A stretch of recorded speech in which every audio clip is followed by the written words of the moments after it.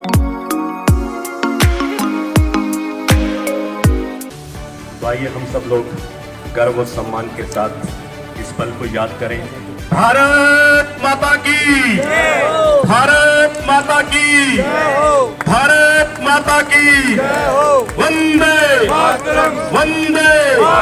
भारत माता की, भारत के युवाओं की,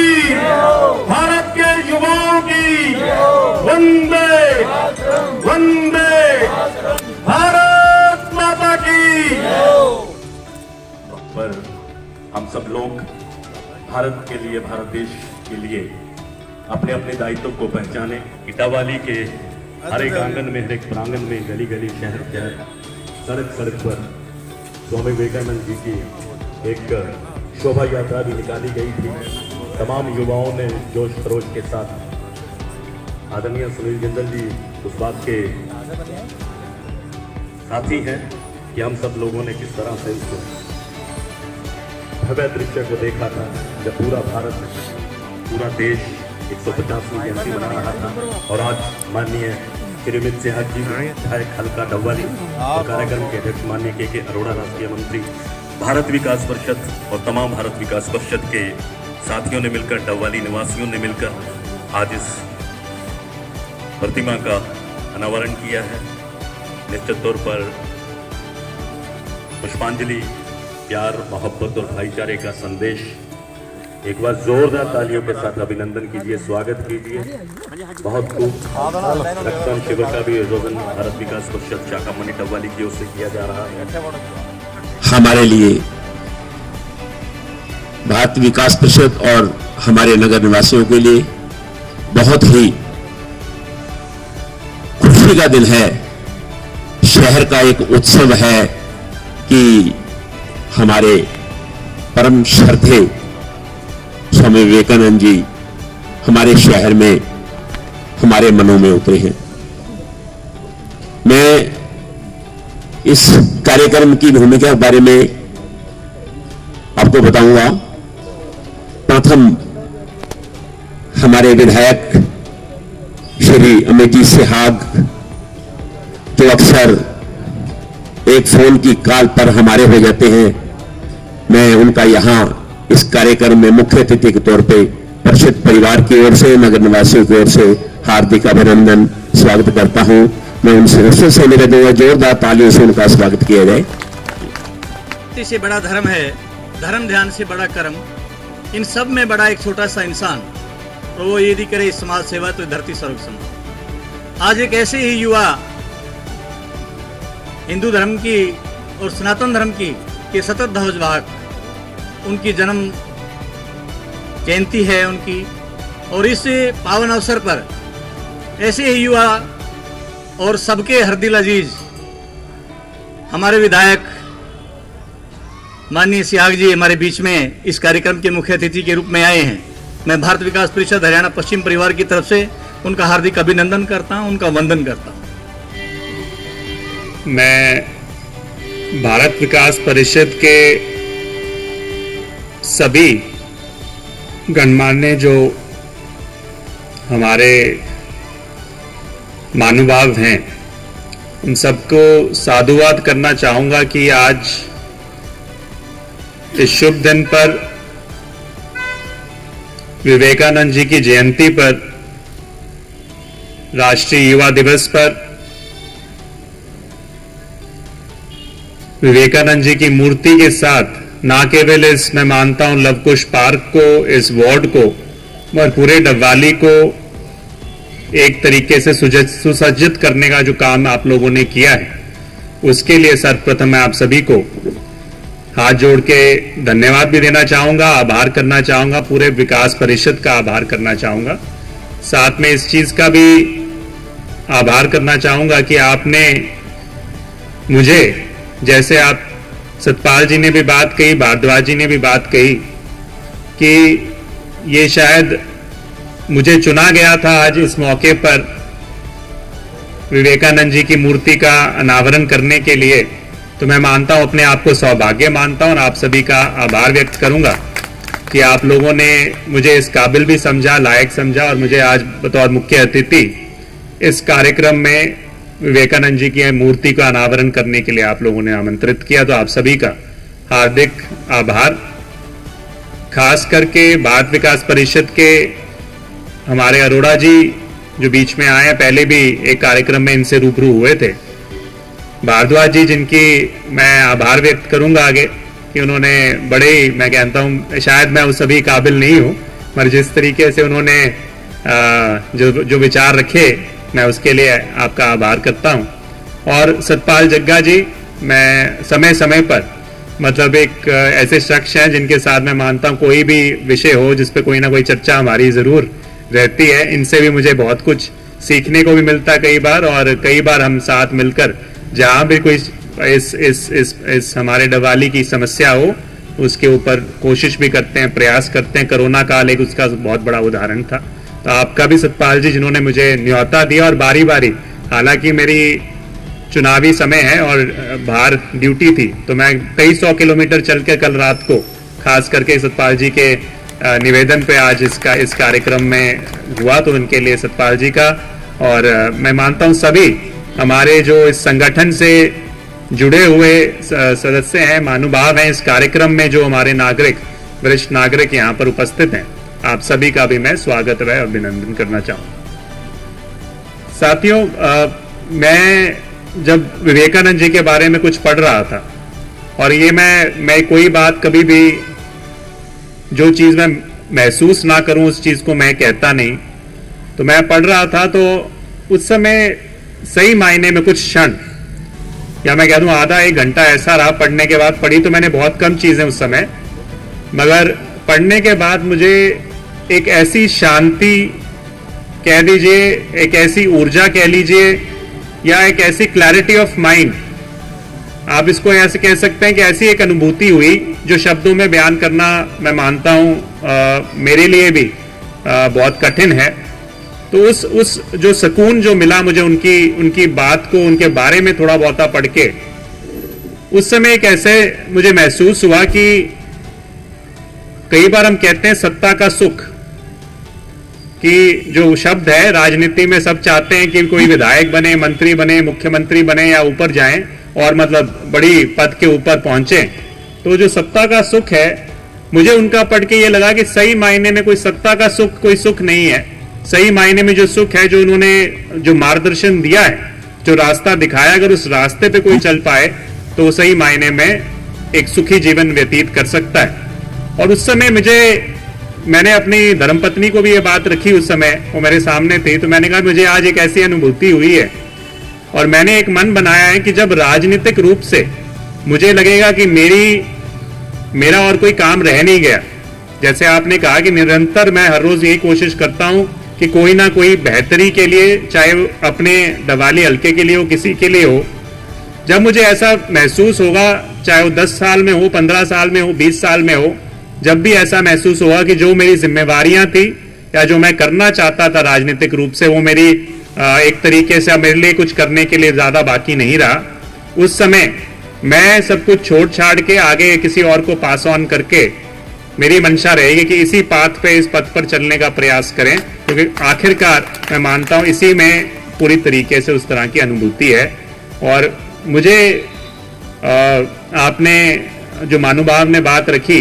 कि कोई कभी पद, आज एमएलए हैं या कोई पद है, उससे कभी भी, उससे पहले मैं प्रदेश अध्यक्ष था युवा कांग्रेस का, तो कभी ऐसी कोई उस चीज से कोई ऐसा कोई महसूस नहीं होता कि भी आज मेरे पास ये पद है तो बहुत बड़ी उपलब्धि है। उपलब्धि उसी चीज से होती है कि कहीं ना कहीं आप कुछ ऐसा कर पाएं जिससे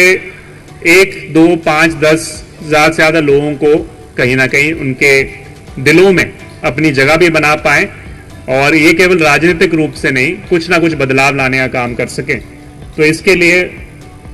मैं फिर से यही कहूंगा कि आप लोगों ने मुझे एक मौका दिया आज बीच में आने का, तो इसका मैं बिल्कुल तहे दिल से आपका आभार व्यक्त करना चाहूंगा। और जैसे मैंने कहा कि विवेकानंद जी ने एक बार, मैं कहीं पढ़ रहा था तो ये बात कही कि जब शुरुआत हुई थी, जो उनके गुरु थे परमहंस जी, और उनकी जो बातों को आगे ले जाने के लिए जब उन्होंने शुरुआत की, तो पहले 10, 15, 20 लोग आया करते थे, कोई ज्यादा लोग उनके साथ जुड़े हुए नहीं थे। पर वो कहते हैं उन्होंने उनके विचारों की पे चलने का प्रयास किया। और उनके विचार क्या थे, जो उनके गुरु थे, तो वो कहते हैं कि उनके विचार थे कि हमेशा एक तरीके से कर्मठ होकर हर रोज, जैसे आपने कहा कि कुछ ना कुछ अगर कोई चीज हल ना की जाए उस दिन में तो आपको लगेगा आपका जीवन व्यर्थ है, तो पूरी तरीके से समर्पित होकर कोई काम करने का प्रयास करेंगे तो जरूर उसमें आपको सफलता हासिल होगी। और विवेकानंद जी ने एक पत्र में यह बात कही थी किसी शख्स को न्यूयॉर्क के अंदर कि भाई जब हमने शुरुआत की तो हम तकरीबन 10-12 अनुयायी थे, कोई हमारे पास ज्यादा संसाधन नहीं थे और बहुत सारी ऐसी ताकतें थी जो हमें खत्म करना चाहती थी, मगर हमने उनके आदर्शों पर चलते हुए 10-12 वर्षों के अंदर वो जो हासिल किया कि जब उनका जन्म दिवस मनाया 50,000 लोग वहां पर उपस्थित थे, क्योंकि उन्होंने उनकी सोच को घर घर तक ले जाने का काम किया। तो यही मैं मानता हूं हमें हर रोज अपने कर्तव्य को का एहसास करते हुए कुछ ना कुछ जिम्मेवारी का निवारण करना चाहिए। स्वामी विवेकानंद जी क्या थे?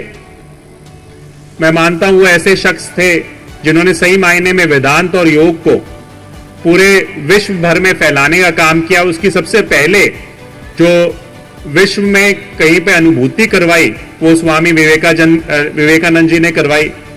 स्वामी विवेकानंद जी क्या थे? वो एक ऐसे शख्स थे, मैं मानता हूं, जिन्होंने सही मायने में जो वेद ग्रंथों में लिखा हुआ जो हमारा हिंदू धर्म है उसको दोबारा से एक तरीके से जीवित करने का काम जो इस देश में किया वो स्वामी विवेकानंद जी थे। स्वामी विवेकानंद जी वो व्यक्ति थे जिन्होंने सबसे पहले, मैं मानता हूं, जब अंग्रेजों का राज था, जो राष्ट्रवाद की जो बात थी, जो भावना थी, उसको ज्वलित करने का काम किया वो स्वामी विवेकानंद जी थे। और वो एक ऐसे, मैं मानता हूं, व्यक्ति थे जिन्होंने हमेशा स्वाधीनता की बात को किया और हमेशा इस पर बल दिया कि ये सबसे बड़ी आवश्यकता है। अगर आज जो सबसे बड़ी, आज हम 75 साल का अमृत महोत्सव भी मना रहे हैं कि भाई 75 साल हुए हमें आजादी के, मगर जो एक आवश्यकता मैं मानता हूं वो सबसे बड़ी जरूरत है, जो एक स्वतंत्रता की, हर किसी को अपने विचार रखने की जो स्वतंत्रता होनी चाहिए, उस चीज की सबसे बड़ी आवश्यकता। और जिसके सबसे बड़े, मैं मानता हूं, समर्थक विवेकानंद जी थे, जो उन्होंने हिंदू धर्म को ताकत देने का भी काम किया, उस विचारों को ताकत देने का काम किया, मगर उसके साथ साथ सभी धर्मों को, सर्व धर्म को, शक्ति को मानते हुए उस हिंदू धर्म को ताकत देने का काम किया। वो सबसे बड़ी उनकी खूबी थी। और उन्होंने एक बात कही उस समय कि आज जो ये हमारा धर्म है, हिंदू धर्म जो है, सो सबसे चमत्कारी, एक तरीके से आप मान सकते हैं, बड़ा आश्चर्यचकित करने वाला धर्म है। ये उस कारण से आज इस स्थिति पे है क्योंकि इस देश के अंदर जो हमारे पूर्वज थे उन्होंने सबको ये मौका दिया कि भाई आप अपने विचारों को, इस धर्म के प्रचार को, उस धर्म के अंदर ऐसी शक्ति दी कि हर किसी को अपने विचार रखने का मौका था। और यही बात अगर आगे चलकर उन्होंने कहा कि भाई आप सहनशीलता के साथ अपने खान पान की बात हो, अपने व्यवहार की बात हो, अपने सोच की बात हो, अपने व्यक्तित्व की बात हो, अपनी जो बात रखना चाहते हैं उसकी स्वतंत्रता जो होनी, वो सबसे बड़ी आवश्यकता है। जब तक वो किसी को कहीं ना कहीं दुख पहुंचाने का काम ना करे, हर किसी को वो स्वतंत्रता मिलनी चाहिए, वो सबसे बड़ी, मैं मानता हूं, आवश्यकता है। तो मैं आज के तारीख में, क्योंकि आज 75 साल हो गए आजादी के, केवल एक ही बात उनकी बात से निकाल कर कहना चाहूंगा, जो उन्होंने खुद हमें एक तरीके से ये उपदेश भी दिया, ये ज्ञान भी दिया